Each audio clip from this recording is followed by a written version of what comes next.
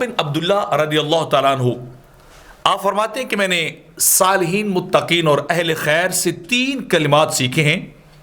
جو وہ کلمات ایک دوسرے کو لکھتے تھے یا جن کا وہ تذکرہ اور ذکر کرتے تھے، اور یہ 3 کلمات ان کا اکثر جو ہے وہ ڈسکس بھی ہوتے رہتے تھے۔ ان میں سے پہلا کلمہ یہ ہوتا تھا کہ فرماتے تھے کہ جو شخص اپنی آخرت کے لیے عمل کرتا ہے، اللہ تعالیٰ اس کے دنیاوی امور کی کفالت اور کفایت خود کرتا ہے۔ یعنی دنیا کے اندر رہتے ہوئے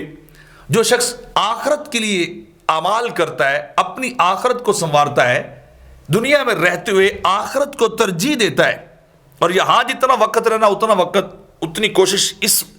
دنیا کے لیے کرتا ہے، تو جب وہ آخرت کو ترجیح دے لیتا ہے، آخرت کے لیے عمل کرتا ہے،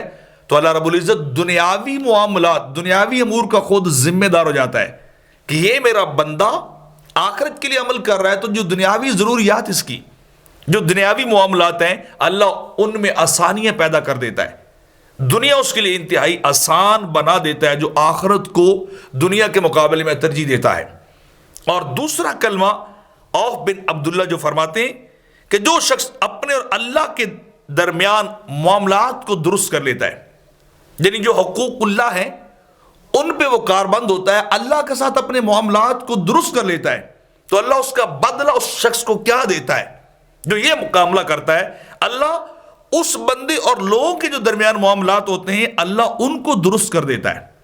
یعنی جو بندہ اپنے معاملات کو اللہ سے درست کر لیتا ہے، اللہ اس بندے کے لوگوں کے درمیان اور لوگوں کے ساتھ جو معاملات ہوتے ہیں، اللہ ان معاملات کو درست کر دیتا ہے۔ اسے پھر ان معاملات کی فکر نہیں رہتی، کیونکہ وہ اپنے معاملات اپنے مولا سے درست کر چکا ہے۔ اور تیسرا کلمہ جو لکھا گیا کہ اب عوف بن عبداللہ کہتے ہیں کہ وہ تیسرا کلمہ جو صوفیاء کے ہاں، متقین کے ہاں عام طور پہ کیا جاتا تھا، وہ یہ تھا کہ جو شخص اپنے باطن کی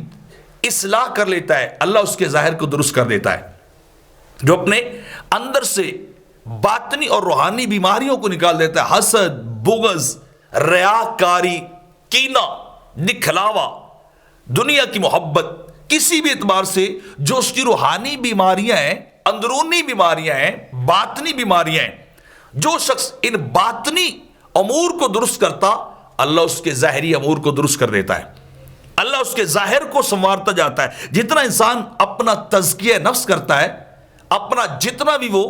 دل کو مجلہ اور مصفہ کرتا جاتا ہے، تصفیہ قلب کر لیتا ہے، تزکیہ نفس کر لیتا ہے،